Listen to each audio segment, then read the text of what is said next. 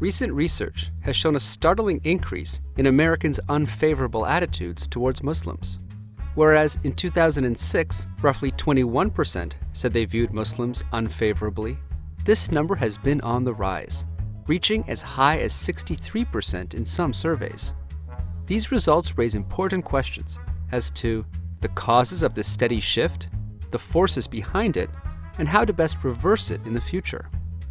Dr. Hatem Bazian at the University of California, Berkeley, refers to the underlying sentiments as latent and manifest Islamophobia, a fear founded on films, news reports, media talking heads, and books that problematize Muslim subjects and emphasize Islam as violent, backward, and oppressive.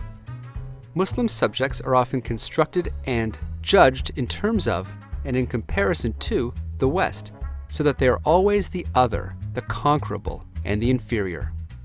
The public atmosphere is so intensely poisoned with Islamophobia and racism directed at Muslims and minorities that it has reached a crucial tipping point toward violence.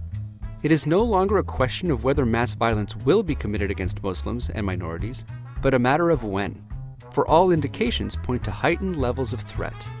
The airways are dominated by civil society's bullies who are using a venomous, toxic mix of Islamophobia, racism, and anti-immigrant xenophobic rhetoric in the hope of capturing seats of power. In 2011, a groundbreaking report for the first time exposed the funding sources behind groups that use sophisticated strategies to essentialize Muslims and give them voice only in relations to terrorism and violence. The report shows how the Islamophobic industry is committed to the systematic demonization of Islam while collapsing a diverse 1.4 billion people into a single, undifferentiated, threatening class. Wedge issues, such as the National Anti-Sharia Campaign, are critical pieces in the strategist's tool chest. Another tactic frames issues as a matter of national security and a threat to the homeland, which puts liberal Democrats on the defensive. The current debates on immigration, Syrian refugees, Iran's nuclear deal, and economic uncertainties are all crafted as wedge issues by right-wing politicians. The result is that the Islamophobic activists have been able to infect civil society's consciousness and public discourses with an otherization message that views American Muslims as a threat to American society. Rather than speak of a changing America and the challenges posed by it, the Islamophobic network employ the well-tested and often successful otherization campaign to keep the status quo in place. We have seen this type of bullying in the past. It has been directed at blacks, Jews, Mexicans, Chinese, Japanese, Irish, Italians, Catholics, and Vietnamese. Muslims are simply the latest target for opportunistic and conniving politicians.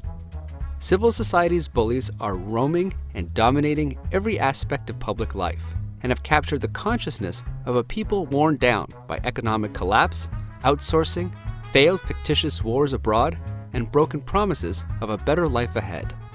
Bullies stoke people's fear and direct animus at their preferred powerless targets, so as to maximize the political, economic, and social returns for them and the small circle of funders. Civil society's bullies function the same way as schoolyard ones, and constantly scheme to steal and ravage society like vultures feeding on a rotten corpse. Extremists have managed to set the terms of the debate. Fear, anxiety, and mistrust are what the violent extremists seek, and the more reactionary the society becomes, the more the extremists are in the driver's seat. Indeed, fearful people will accept the unthinkable and suspend rational judgment at the moment rationality is most urgently needed. The global conversation has been completely taken over by violent extremists on both ends of the spectrum, and the constructed narratives fit perfectly for each to rationalize extreme action. The regular person begins to internalize the us versus them understanding. Thus, the collective public mind becomes polluted, the atmosphere becomes infused with otherization, and violent extremism is embedded as the acceptable and rational choice to protect us from the constructed them. Violence and securitization becomes the only response. Extremists succeed in shrinking democracy for all. So, how can we break this cycle? What works in the face of civil society's bullies are well-organized, politically assertive, and empowered communities who are serious in defending equality, religious freedom, and dignity for all, and proactive in protecting democracy, constitutional, civil, and human rights. As America faces an emboldened crop of bullies, the immediate response should be to develop a broad civil and human rights coalition with all the affected communities that will work diligently and boldly to deter and counter the rising tide of racism and fascism.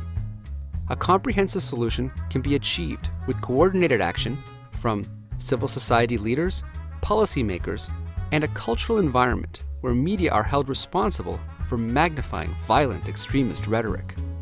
Defeating violent extremism can be done with a greater commitment to democracy, free speech, religious inclusiveness, dignity for all, and a readiness to build a great society founded upon ethics. To learn more, visit www.irdproject.com.